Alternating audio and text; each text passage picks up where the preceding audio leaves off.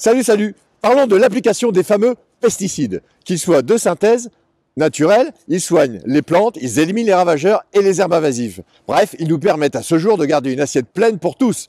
Mais les consommateurs et nous-mêmes aimerions nous en passer, même si les raisons sont totalement différentes. Se passer totalement des pesticides, à mon avis, c'est beaucoup trop dangereux. Par contre, je vais vous parler ici, sous forme de vidéo enchaînée, d'une technologie qui permet aujourd'hui et surtout demain de baisser encore plus les volumes de produits utilisés. C'est la pulvérisation ultra localisée, le spot spraying, tourné il y a quelques semaines au CIMA. Allez, c'est parti pour 5 épisodes. Today we want you to explain us the new technologies with Orschlib, with spot spraying here. Yeah, in general, we believe that spot spraying is a very good solution, or maybe a must-have to reduce chemicals in the future. But I think it's very important to know also a little bit about where the limits are. And for example, first, one point is very important. You have to think about the relation between the minimum spot size, Yes. which is from the technical point of view possible, and your density of weeds in your field. And for example, if you have a standard broom with a 50 centimeter nozzle spacing, the minimum spot size is merely 50 by 50 centimeters. 50 by 50, yes. So, and now the next question is how far or how big the distance from weed to weed is. For example, if the weed is nearer than 50 centimeters, Yeah. then the spot spraying doesn't make sense because it doesn't stop spraying. It won't be efficient. It's not efficient. So Yes. we have no savings. Yeah. So that's very important first. Yes. And the second question is, how does a spot spray system look like over the complete season?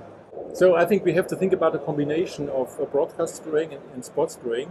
So what I recommend, for example, for sugar beets is to do the first crop with soil herbicides, to have a general protection, and afterwards, when some weeds are coming through again, the distance from weed to weed is much more than without a soil herbicide. Then spot spraying makes sense, and you have also a lot of savings, of course.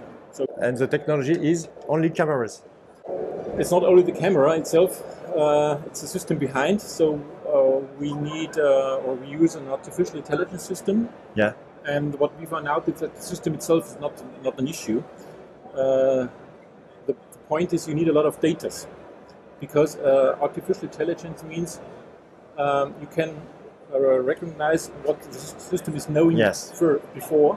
So that means you need a lot of pictures of weeds, of crops in different stadium, in different condition, different light condition. That's a very important point. And you have pictures. And we have this, or we are collecting this picture. Thanks a lot. Thank you very much. Alors, autre solution, ici on est avec Sébastien chez Eco-Robotics. Et donc Sébastien, bonjour. Chez vous, pour moi agriculteur, comment puis-je réduire fortement les produits phytosanitaires sur mon exploitation? Écoutez, chez Eco-Robotics, on a le pulvérisateur 6 mètres porté ARA. C'est un pulvérisateur intelligent avec des blocs, donc 6 blocs caméra, un bloc tous les mètres, avec dans chaque bloc des caméras 3D, des caméras RGB, une prise d'image, 100 images par seconde qui sont analysées en temps réel par des ordinateurs. On crée des algorithmes culture. Donc on a aujourd'hui 14 algorithmes au catalogue. On est capable de voir à des stades ultra précoces, des adventices de l'ordre du millimètre et la culture à 2 cm. On peut voir très tôt et aller appliquer le produit en plante par plante. On est capable de détecter la culture, les monocotylédones et les dicotylédones séparément et éventuellement faire des programmes herbicides séparés. Et ensuite, au niveau de la pulvérisation, on vient localiser en plante par plante sur un spot de 6 cm par 6 cm. Pour ça, on a une rampe de pulvérisation de 6 mètres en 3 modules de 2 mètres. Donc ça fait 156 buses, une buse tous les 4 cm. On contrôle en dynamique par la caméra 3D pour s'assurer de toujours être à 20 cm au-dessus de la cible, avec un angle de 25 degrés pour avoir toujours cette empreinte au sol de 6 par 6 qu'on sait localiser au centimètre près. Donc on peut faire les herbicides sélectifs, non sélectifs ou insecticides et fongiques que plante par plante, toujours avec ce petit spot. Donc des économies concrètes au quotidien de 80 jusqu'à 95% de produits. C'est énorme. C'est énorme. Alors, ouais, franchement, pour moi, c'est carrément mon objectif. Garder l'outil chimie, mais alors avec parcimonie, et je pense que c'est un bon moyen de faire ça. Merci beaucoup. Merci.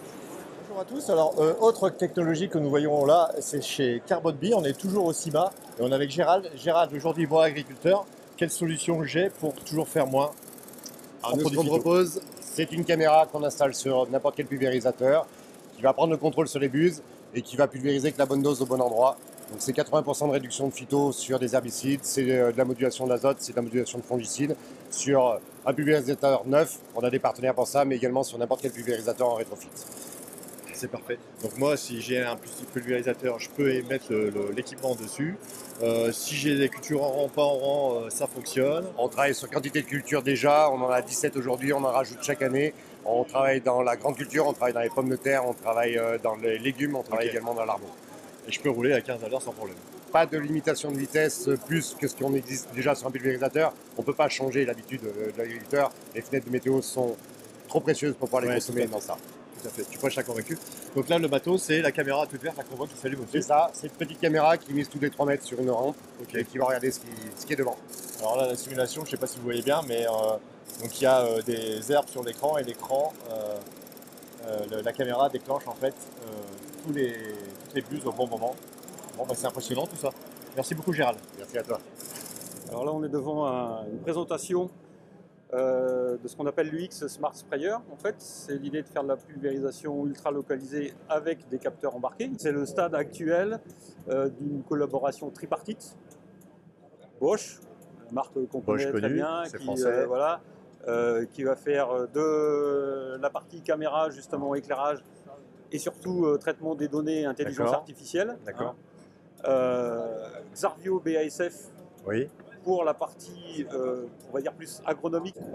Et puis le troisième acteur, c'est Amazon que je représente, avec donc l'UX, c'est notre pulvérisateur traîné, sur lequel on a un système comme ça, qui est un petit peu le vecteur de la technologie, et une application adaptée, une technique d'application adaptée pour le coup, avec des bus tous les 25 cm, parce qu'on va chercher à faire des cibles les plus petites possibles, sans recouvrement, c'est pas des bus classiques, où on compte sur le recouvrement des bus à côté. Là, on cherche à cibler, à mettre la pleine dose à un endroit petit, mais la pleine dose est juste ça et pas à côté.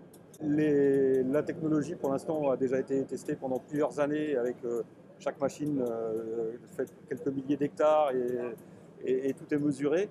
A déjà été testée uniquement sur du désherbage pour l'instant. Culture en rang, maïs, betterave, c'est ce qui concerne le plus, colza, tournesol. Au lieu de traiter en plein, c'est-à-dire de mettre du produit partout sur toute la surface, l'idée c'est de réduire la surface traitée. Oui. D'accord. Donc les quantités de produits phytosanitaires. Oui. D'accord. Donc on devra avoir des vraies plantes. Elles détectent la culture, les rangs de culture. Et ça s'ouvre. Elle détecte ce qui n'est pas la culture. Oui. Et donc elle va traiter ce qui n'est pas la culture. La culture, on veut la protéger. Et s'il n'y a rien à traiter autour de la culture, on ne traite pas tout ça.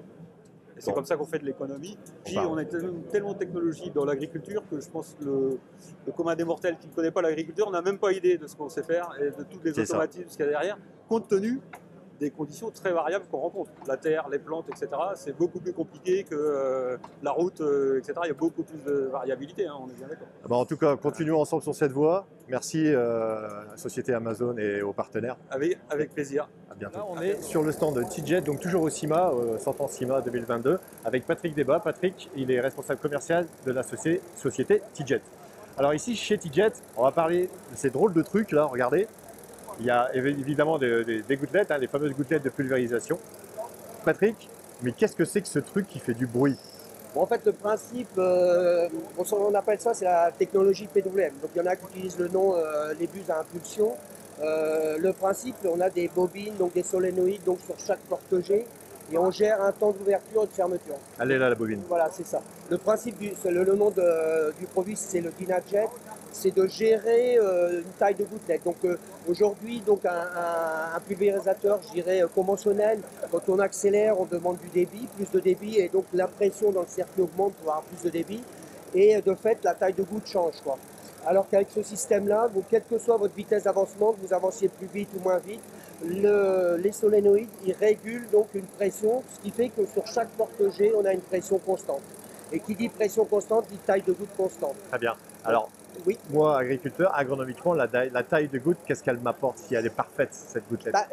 La définition d'un pulvé, c'est simple, hein, c'est universel, c'est une taille de goutte constante et bien répartie sur ma cible. Ça, c'est la définition d'un pulvé. Que ce soit en vigne, en arbre, tout ce que vous voulez.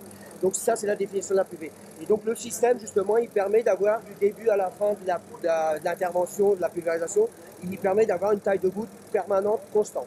Et l'avantage aussi, c'est qu'on peut choisir en cabine, à l'écran, on peut choisir la taille de goutte qu'on veut. Donc en fonction des interventions, des conditions agroclimatiques et tout, on peut dire, tiens, ce matin, je vais faire une taille de goutte moyenne, ou là, le vent est en train de se lever, bah, je vais faire des tailles de gouttes plus grosses. Ouais. Rien qu'en touchant sur l'écran est terminé. Donc le système, il est 100% automatisé et il gère cette taille de goutte en permanence. Super, Patrick. Très bien. Merci, Patrick.